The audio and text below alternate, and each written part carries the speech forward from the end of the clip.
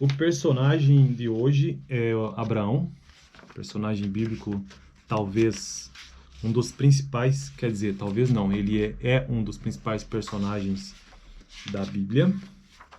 E eu teria que gravar 2 vídeos sobre esse personagem, porque é um texto muito longo, então eu acho melhor fazer isso. Beleza? O livro-texto que eu estou utilizando para construir esse tipo de conteúdo aqui no canal é esse aqui, ó. Todos os personagens da Bíblia de A a Z.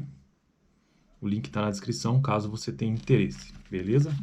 Então vamos lá. Abraão. Cadê? Abraão. Provavelmente a imagem mais comum que as pessoas têm de Abraão é de um místico andarilho, o fundador de uma nova religião. Nada poderia estar mais distante da verdade. Na realidade, ele foi o patriarca por intermédio de quem Deus se revelou pela primeira vez ao povo judeu. No entanto, Abraão não foi de forma alguma um frágil asceta perambulando pelas montanhas de Canaã, e sim o equivalente, à antiguidade, a um sheik beduíno muito rico que governava centenas de súditos e servos. Seu nome era Abraão, mas passou a ser chamado Abraão quando fez sua confirmação derradeira aliança com Deus. Abraão nasceu entre os séculos 12 e 16 a.C., ou seja, 1200 a 1600 anos antes de Cristo, na cidade de Ur, na Caldeia, uma região no sul da Babilônia, atualmente o Iraque, na confluência do rio Tigre com o Eufrates. Ele nasceu em Ur e ali se casou com Sarai. Veja bem, o nome dela é Sarai. Terá, seu pai, era da 9ª geração dos descendentes de Sem. Então Abraão era a 10ª, né? Filho de Noé. O que é Sem? Sem era um filho de Noé, né? E os Sem são todos os povos semíticos descendentes de Sem. A designação semítico significa de Sem. A Bíblia nos fala pouco sobre Terá, mas uma tradição rabínica antiga, não bíblica, veja bem, não bíblica, afirma que o pai de Abraão, fazia e vendia ídolos pagãos. Agora tinha que saber quais, né? Deuses, né? Daquela terra. De acordo com essa tradição, Abrão, a quem o Senhor revelara que ele era o único e verdadeiro Deus, pegou um machado e destruiu todos os ídolos, menos o maior deles. Pegou o maior ídolo e não destruiu.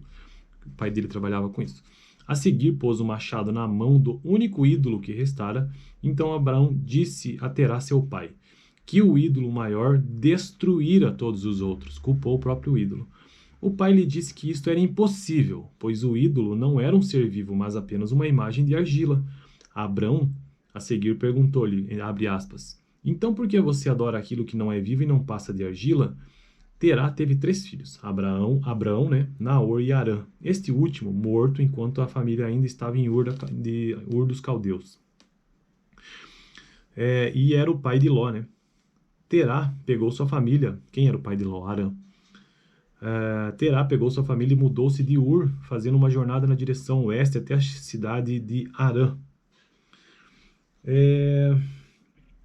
Aqui uma observação, né? Nota de rodapé.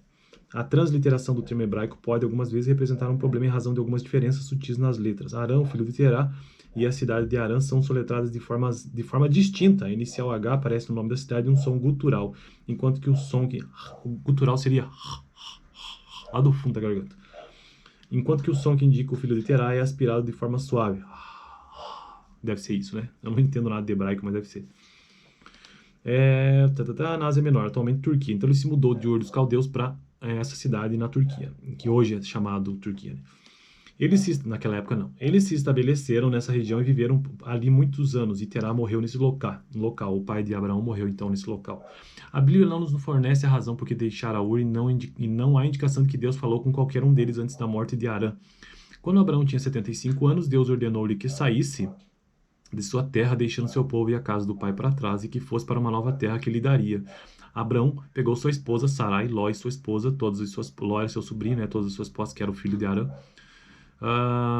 comprados em Arã, e partiu rumo ao destino desconhecido. O fato de que tinha servos indica que ele acumulara pelo menos uma quantidade razoável de riquezas materiais. Abraão. Essa jornada apresentou um grande ato de fé por 2 razões. Em primeiro lugar, abandonar o conforto e a segurança de uma hora para outra e partir rumo a uma terra desconhecida e constituía uma empreitada perigosa e, sem dúvida, assustadora, especialmente naqueles dias. Em segundo lugar, havia a promessa que Abraão seria o pai de uma grande nação, embora Sarai fosse estéril. Sarai era estéril. Ele viajou até chegar a Siquém, em Canaã, Siquém era um santuário pagão dos cananeus e foi ali que Deus lhe disse que daria aquela terra e ele e a seus descendentes. Mais uma vez, Abraão só poderia aceitar que aquela terra como a que Deus lhe daria se fosse por um ato de fé. Contudo, ele tinha essa fé e erigiu um altar a Deus em Siquém. A seguir, ele se mudou mais para o sul, chegando por fim ao Egito.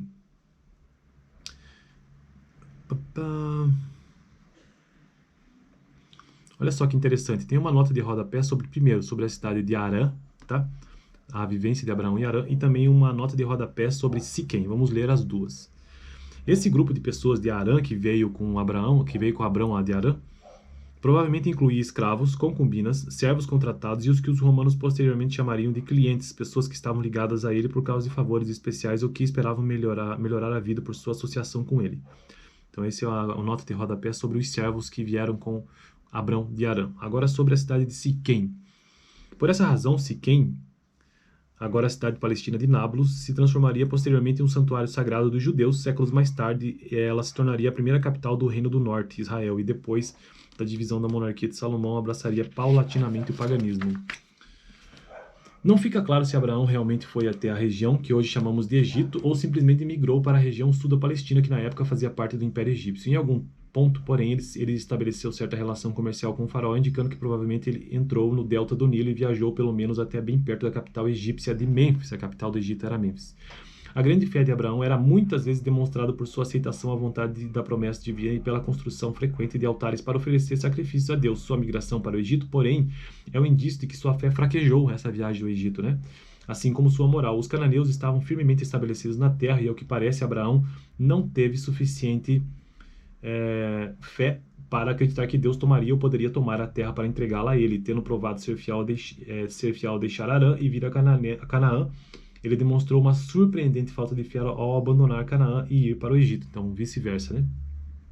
Abrão, enquanto esteve no Egito, temeu que alguém o tentasse matar para tomar sua esposa. Sarai, por ela ser belíssima, e aqui tem uma nota de rodapé que eu já vou fazer a leitura, ele pediu à esposa que dissesse que era sua irmã, não sua esposa. O faraó ouviu comentários sobre sua beleza e pediu que a trouxessem ao palácio. Ele a tratou bem, e Abrão ficou ainda mais rico enquanto estava no Egito. No entanto, Deus puniu o faraó com graves doenças porque ele a havia tomado para si. Quando o faraó descobriu que Abrão mentira para ele e que Sarai era sua esposa, ele ficou furioso. Agora sobre Sarai, uma nota de rodapé. É possível presumir que Sarai era muito jovem, muito mais jovem que Abrão. A Bíblia diz que ela era 10 anos mais jovem que ele.